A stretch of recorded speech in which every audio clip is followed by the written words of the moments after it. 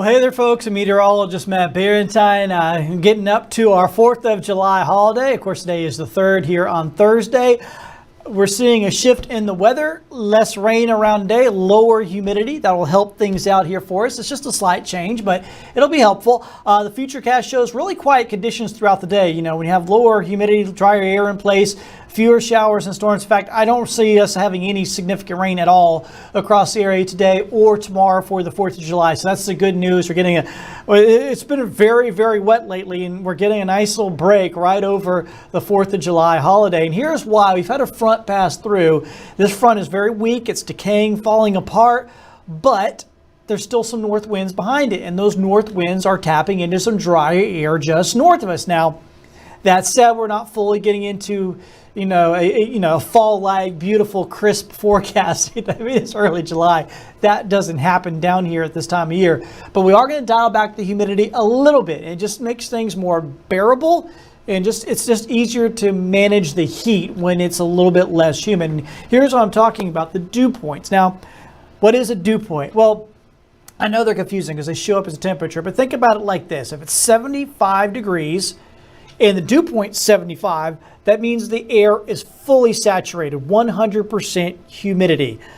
But now we're going to be dropping our dew points down into the upper 60s. Meanwhile, our afternoon temperatures are headed to the mid-90s. So there's going to be a big spread between the dew point and the temperatures. That's drier air. You have to have drier air to do that. So it also lowers our heat index values. It's not going to feel as hot. It just dials it back a little bit, and just like I said, makes things more bearable. You can see if Thursday, today, tomorrow, for your Friday and 4th of July, lower dew points, but then they go right back up over the weekend. So it doesn't last long, and we wouldn't expect it to at this time of year. That said, it's still going to be smoking hot. I mean, we're looking at mid-90s, and that's the thing. When you lower the rain chances this time of year, the seesaw goes up on the temperatures, right? We saw earlier in the week we had really high rain chances, a lot of rain around, and the temperatures were much lower. So that's the seesaw that we ride in the summertime. There's not a whole lot that can shake that up besides tropical weather, and we don't have any of that, at least close by.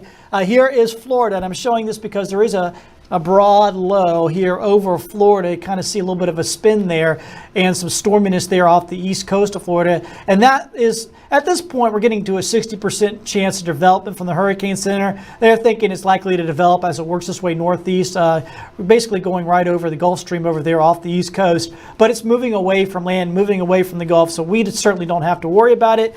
Meanwhile, our weather over the holidays can be really pretty good. I mean, for July, I mean, it's going to be hot. And if you're the one manning the grill on the 4th of July afternoon, you are going to be hot. Find a way to cool down. Maybe that little sprayer that you use to put down any flames in the grill, you probably have to spray yourself some as well, because it's going to be pretty hot. But the good news is you stay in the shade.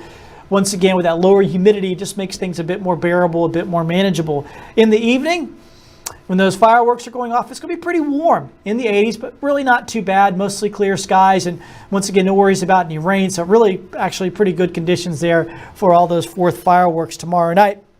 Here's your rip current risk. It's in the low range the next few days, right on through the holiday weekend. So that is great news. I've been keeping an eye on those white caps down at the beach, and it looks good. So far, so good. The boating forecast as well looks really good with those calm conditions, especially in the morning. Really good conditions to get the boats out. If you're going offshore to get some snapper, I don't see any issues there. Obviously, our bays, the protected waters will be looking really good over the next few days. Obviously, the biggest thing, it'll be hot. Even on a boat, you're going to be really hot. So make sure you have a way to cool down and make sure you stay hydrated and wear plenty of sunscreen. And that's going to be the case right on through the weekend. Here is the long-range forecast. You can see these highs.